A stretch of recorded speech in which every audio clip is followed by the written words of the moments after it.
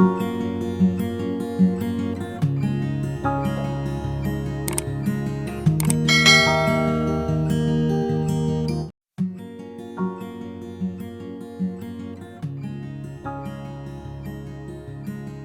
sejahtera. Bagi kelas hari ini, kita akan tentukan bagaimana A kuasa kosong sama dengan 1 dan A kuasa negatif N sama dengan 1 per A kuasa N, di mana A itu tidak boleh sama dengan kosong. Jadi standard pembelajaran kita pada hari ini ialah menentusahkan A kuasa kosong sama dengan 1 dan A negatif 1 sama dengan 1 per A kuasa N. Jadi, macam mana kita nak tentusahkan? Sama dengan, macam mana kita dapat kosong? Kita katakan saya ambil 3. Macam mana 3 tu saya nak jadikan dia sebagai kosong? Saya kena tolak dengan 3. Kalau saya ambil 4, 4 tolak dengan 4. 10, 10 tolak dengan 10.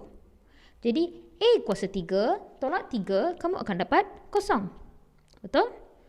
Dan menggunakan hasil pembelajaran sebelum ini, iaitu hukum indeks, indeks yang ini akan ditulis sebagai A kuasa 3, A kuasa 3, tolak ni sebenarnya bahagi. Betul? Kan sekarang ni sebenarnya kita tengah patah balik. Jadi, indices ini mengikut hukum indeks, tolak itu adalah bahagi. Dan A kuasa 3 dibahagi dengan A kuasa 3 adalah 1. Menggunakan konsep pecahan yang kamu telah belajar masa dari sekolah rendah lagi. Jadi, akhirnya kita dapat tentukan bahawa A kuasa kosong sama dengan 1. Ini adalah pembuktian. Ataupun kita boleh juga katakan sebagai tentu sah. That means kita tengah proof benda tu. Kita tengah proof bahawa A kuasa kosong ini sama dengan 1. Jadi awak boleh guna apa-apa nilai indeks dan awak akan tetap dapat 1. Jadi kita lihat pula untuk seterusnya, iaitu A kuasa negatif N sama dengan 1 per A N. So macam mana saya nak buktikan yang ni? Kita kembali dengan cara di sini. Iaitu, macam mana kita dapat A itu adalah negatif? Macam mana kamu dapat negatif? Dia boleh ambil, paling mudah saya ambil kosong tolak 1. Kosong tolak N. Kosong tolak N ialah negatif N. Jadi, sama juga. Ini kan hukum indeks, menggunakan hukum indeks A M minus N ialah AM over AN. Maka kat sini A kosong dibahagi, tolak tu kan bahagi A kuasa N. Dan kamu kan dah tentu sahkan A kuasa kosong ialah 1. Maka kita masukkan di sini, ianya adalah 1 per A kuasa N. Maka terbuktilah bahawa A kuasa negatif N ialah 1 per A kuasa N. Nampak? Sebenarnya pembuktiannya adalah menggunakan kaedah kita ikut dari belakang. Guna kaedah patah balik. Bila kita guna kaedah patah balik, ianya akan lebih jelas. Jadi kita lihat pada soalan. Kita dapat lihat soalan. Kita lihat pada soalan. Contoh 11. Nyatakan setiap sebutan berikut dalam bentuk indeks positif. Bila kita indeks positif, maksudnya kita nak tukar yang negatif ini kepada positif. So, yang ini akan jadi 1 per A kuasa 2. Jadi, kita turunkan negatif itu ke bahagian bawah dan jadi 1 per A negatif 2. X akan jadi 1 per X kuasa 4. Besar sangat.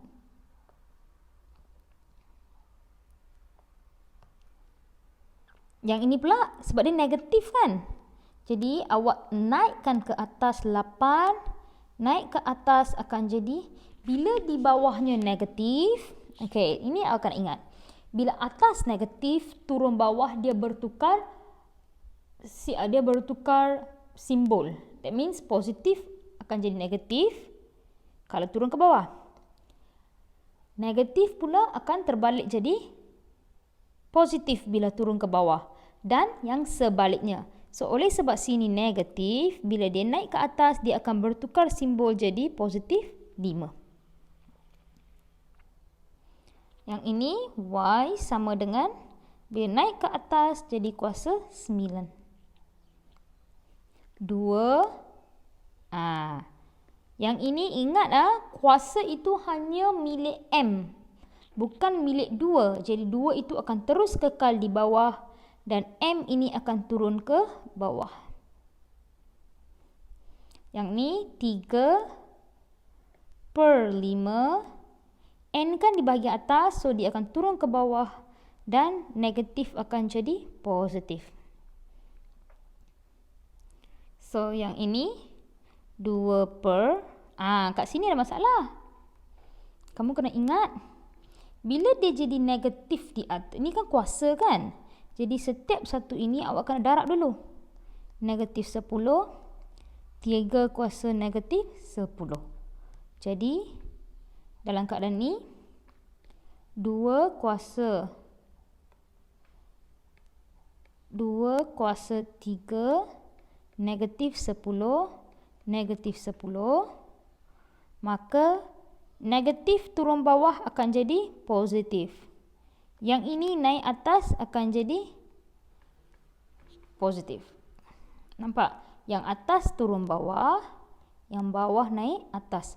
Maka jawapan terakhir kamu 3/2 kuasa 10. Untuk H, kita ada X per Y negatif 7. Kalau kamu tengok betul-betul di soalan ini, 2/3 kuasa negatif 10. Jawapan terakhir 3/2 kuasa 10. Ada pattern kat situ. Pecahan ini kita boleh terbalikkan apabila simbolnya berubah. Simbol indeks tu berubah. Maka dalam keadaan ini, kita terbalikkan Y per X. Negatif 7 akan jadi positif 7. Dan akhirnya untuk soalan F, dah tak ada. Okey. Untuk soalan nombor 2, nyatakan setiap sebutan berikut dalam bentuk indeks negatif. Bila negatif, maka kita akan ubah. Kita akan ubah dia. Ini akan jadi 3 naik atas positif jadi negatif. Yang ini M negatif 5. Yang ni 7 kuasa negatif 5. N negatif 20. Yang ini macam tadi juga, kita boleh terbalikkan. Positif 8 akan jadi negatif 8. Yang ini sama, kamu terbalikkan. 15 akan jadi negatif 15. Nampak? Okey, untuk soalan nombor 3, ingat, asasnya sama. Maka 3, 2, darab akan jadi tambah. Bahagi akan jadi tolak. Maka di sini kamu dapat 2 tambah 4, 6. 6 tolak 8, negatif 2. Ataupun jawapan terakhir boleh tulis sebagai 1/9. Macam mana saya dapat 1/9? Okey, macam mana saya dapat 1/9? 3 kuasa negatif 2. 3 kuasa negatif 2 ialah 1 per turun bawah 3 kuasa 2. Maka 3 kuasa 2 ialah 9. So this is your final answer. Okay. So untuk soalan ini, kita kumpul base yang sama. 4 darab 2, 8. Darab 3, 15 per 2. Nampak ini bracket. Maka 8 ini juga perlu darab dengan 2. 16 darab 3, 6 darab 2, 12. So, untuk jawapan terakhir, apa yang kita akan buat? 2 kuasa 8. Ni kan bahagi. Maka bahagi akan jadi tolak. Hanya base yang sama. Darab 3 kuasa 15. Kenapa darab? Sebab ini darab. Dan bahagi akan jadi tolak 12. Maka jawapannya 2, 8 tolak 16 ialah negatif 8 darab 3 kuasa 3. Maka kita boleh tulis dengan cara yang lebih baik, iaitu 3 kuasa 3 per bahagi. So dia akan jadi 2 kuasa 8. Maka jawapan terakhir, kamu boleh tekan kalkulator, kamu akan dapat 27 per 256. So this is your final answer.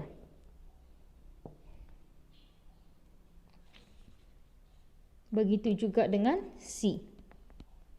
So kita kena darab setiap satu.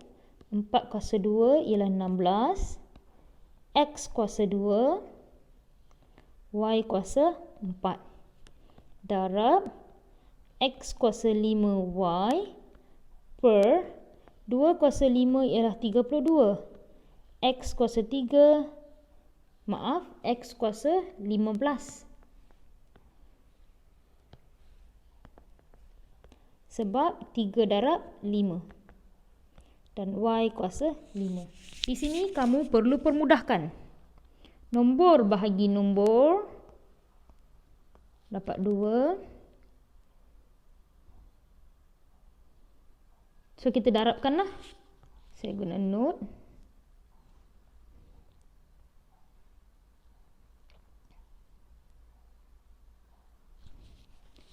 So 16 X kuasa 2 Y kuasa 4 darab X kuasa 5 Y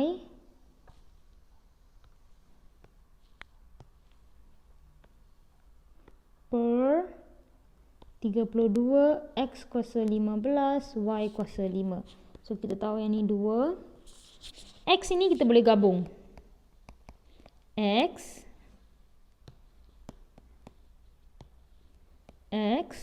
2 darab dengan 5. Darab akan jadi tambah. Lepas tu dibahagi dengan 15. Bahagi jadi tolak. Lepas tu Y.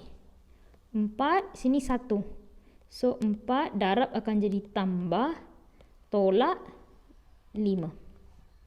So jawapan terakhir kita akan dapat 1 per 2. X 2 tambah 5. 7. 7 tolak 15. Negatif 8. Y 4 tambah 1 5. 5 tolak 5 ialah 0. Maka jawapan terakhir kita 1 per 2. Y kuasa 0 ialah 1. X negatif 8 kita turun ke bawah. Jadi kamu akan dapat jawapan terakhir 1 per 2 X kuasa 8. Jadi obviously kamu boleh semak. Kamu boleh semak di sini. Setiap jawapan ada dalam textbook. Dan kamu boleh semak. Dan untuk kelas yang seterusnya, kita akan bincangkan.